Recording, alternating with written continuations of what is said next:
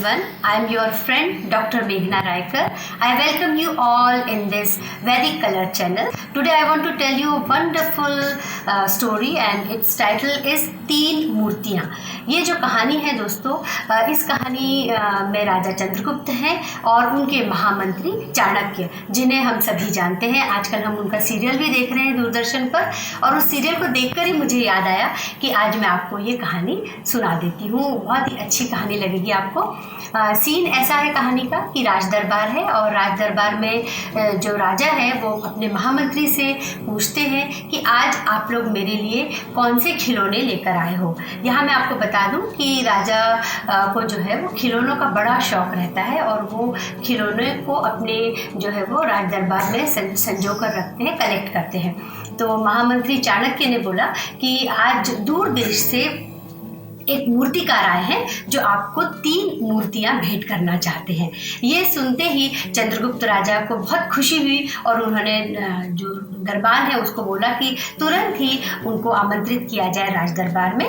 और ये आदेश सुनते ही जो है राज दरबार जो दरबार है वो मूर्तिकार को लेकर दरबार में पेश होता है। मूर्तिकार के साथ में उसके द्वारा बनाई गई काठ की मतलब लकड़ी की तीन सुंदर मूर्तियां भी दरबार में आती हैं और लोग उन मूर्तियों को देखकर बड़े खुश होते हैं। आपको यहाँ मैं बता दूं कि वो तीनों ही मूर्तियां बिल्कुल आइडेंटिकल होती हैं, एक जैसी होती हैं। तीनों के नए नक्श, उनके ऊपर की गई कारीगरी, उनके एक्सप्रेशन एक जैसे होते हैं। आप कुछ भी उसमें अंतर नहीं कर सकते। तो राजा उन मूर्तियों का दाम पूछते हैं कि भाई आप मुझे गिफ्ट कर रहे हो, पर आप इतने दूर से आए हो तो मैं इसका मूल्य आपको ज़रूर दूंगा। तो जो मूर्तिकार रहता है उसको ये जानकर बहुत खुशी होती है और वो राजा से बोलता है कि राजा ये जो तीनों मूर्तियां हैं इसमें से पहली मूर्ति का जो दाम है वो 1,00,000 स्वर्ण मुद्राएं हैं। मतलब यदि हम आज की तारीख में उसको बोले तो 1,00,000 रुपए है। दूसरी मूर्ति का दाम 10,000 स्वर्ण मुद्राएं हैं और तीसरी मूर्ति का दाम केवल 1 स्वर्ण मुद्रा है। मुद्राओं का जो दाम सुनकर और मूर्तियों का दाम सुनकर सभी जो दरबारी रहते हैं बड़े आश्चर्य में पड़ जाते हैं। तब मूर्तिकार बोलता है कि ये दिखने में भले ही तीनों मूर्तियां एक जैसी हैं, मेरे द्वारा बनाई गई हैं, पर तीनों का ही दाम अलग अलग है। राजा चंद्रगुप्त पूछते हैं कि ऐसा क्यों, इसमें ऐसी क्या खास बात है? 1,00,000 जो स्वर्ण मुद्राओं वाली मूर्ति है या 1 रुपए वाली जो मूर्ति, उसमें ऐसी क्या खास बात नहीं है? तो इसके ऊपर मूर्तिकार थोड़ा हंसते हैं और बोलते हैं कि यही बात तो आज आपको मुझे बतानी है।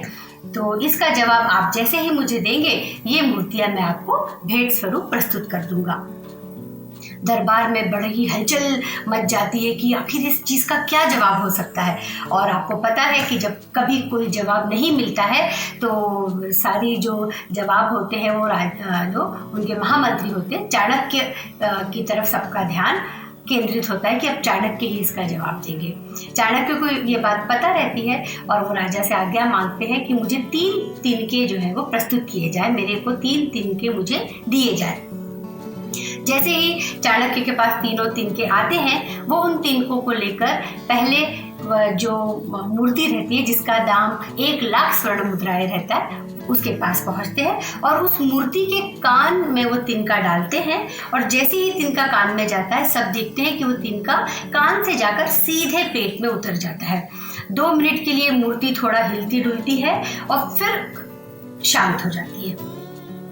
अगली क्रम में जो है वो दूसरा जो तिनका है वो दूसरी मूर्ति के भी कान में डाला जाता है और वो जो तिनका है एक कान से निकलकर दूसरे कान से बाहर हो जाता है।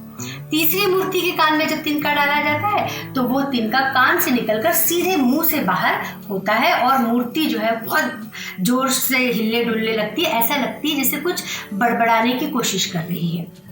ये सब जो भाव देखकर दरबारी तो दंग रह जाते हैं। तो सब पूछते हैं कि भाई ये तो हमने प्रतिक्रियाएं तो देख ली, पर इसका मूल्य से क्या लेना देना है? तब चाणक्य, आज के परिप्रेक्ष्य में भी यदि हम इस कहानी को देखें तो चाणक्य का जवाब सुनकर आपको भी बड़ा आश्चर्य होगा। पहली जो मूर्ति है जिसके कान से तिनका निकलता है और पेट में जाता है, वह मूर्ति आज के परिप्रेक्ष्य में यदि हम देखें तो ऐसी कम्युनिटी को बिलोंग करती है जो कि बड़े रीजनेबल होते हैं, तार्किक होते हैं। चीज़ों को सुनकर एकदम प्रतिक्रिया नहीं देते हैं, थोड़ी देर विचारते हैं और उसके बाद कुछ अपनी तरफ से बड़ा ही सारगर्भित वर्डिक्ट देते हैं और बड़े ही संभले हुए सहज रहते हैं ये लोग। दूसरी मूर्ति जिसके कि कान में से तिनका जाता है और दूसरे कान से निकल जाता है, वो मूर्ति ऐसी कम्युनिटी को बिलोंग करती है जो लोग, आपने भी सुना होगा कि एक कान से सुनो दूसरे कान से निकाल दो बाहर, वो उस कम्युनिटी को बिलोंग करते हैं। वो किसी से भी प्रभावित नहीं होते हैं, वो अपना काम तन मन धन से पूरी लगन से करते हैं और आखिरी में सफलता प्राप्त करते हैं। तीसरी जो मूर्ति है उसके कान से तिनका निकलता है और मुंह से बाहर निकलता है।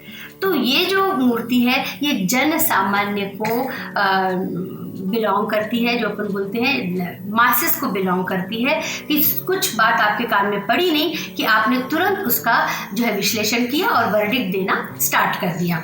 तो इसका जो मूल्य है वो 1 रुपये बिल्कुल ही अपेक्षित है और इसमें कोई बहुत बड़ी बात नहीं है। तो ये जवाब सुनकर मूर्तिकार को बहुत खुशी होती है और वो सभा में बहुत जोर जोर से तालियां बजाता है और राजा को धन्यवाद देता है कि आपके दरबार में इतना जो है वो बुद्धिमान व्यक्ति उपस्थित है, मैं इनका परिचय जानना चाहता हूँ। तब राजा चंद्रगुप्त चाणक्य जी का परिचय कराते हैं और मूर्तिकार जो है वो बड़े खुशी से तीनों मूर्तियां जो है राजा को भेंट स्वरूप देना चाहते हैं, पर राजा भी बड़े दिलदार रहते हैं और बड़े संभ्रांत रहते हैं और वो कहते हैं कि नहीं, मैं अपने दरबार से किसी को भी खाली हाथ नहीं लौटा सकता और जो आपने तीनों मूर्तियों के दाम बताए हैं मैं उनको बराबर आपको पेश करूंगा। और इसके साथ जो मूर्तिकार है बड़ी खुशी खुशी मूर्तियां जो भेंट देकर और पैसे लेकर चला जाता है। बस आज मैं आपको इस कहानी के माध्यम से मैनेजमेंट से रिलेटेड बात कहना चाहती हूँ कि मैनेजमेंट में भी जो किसी का आप कॉर्पोरेट सेक्टर में देखिए 3 सेगमेंट्स में लोग रहते हैं। पहला सेगमेंट जो रहता है बड़ा ही ऑफिसर्स का सेगमेंट रहता है जो पहली मूर्ति के समान रहते हैं, सारे वर्डिक्ट्स के सारी लोगों की बातों को सुनते हैं और बड़े धीर गंभीरता से और विश्लेषण करके फिर अपने कंपनी के हित में एक बात जो कि सबके लिए अच्छी रहती है वो बोलते हैं, सबका सुनते हैं और कम बोलकर बहुत ही सारगर्भित बात करते हैं। दूसरी जो मूर्ति है वो दूसरी कम्युनिटी को बिलोंग करती है जो कि अपना काम तन मन धन से करते रहते हैं। और तीसरी जो है वो मूर्ति जो आज आप आसपास देख रहे होंगे, बहुत सारे लोग हैं जो व्हाट्सएप पे और सोशल मीडिया से चीज़ों को सुनते हैं और एक के बाद एक बिना सोचे समझे प्रतिक्रियाएं देते जाते हैं। तो ये जो कहानी है वो मैनेजमेंट से भी बहुत हद तक रिलेट करती है। आशा करती हूँ आपको ये कहानी बहुत अच्छी लगी होगी। आप इस कहानी को ज़रूर लाइक करिएगा, अपने फ्रेंड्स के साथ में, रिलेटिव्स के साथ में इसको शेयर करिएगा और वैदिक कलर चैनल को ज़रूर सब्सक्राइब कीजिएगा। Thank you and have a nice day.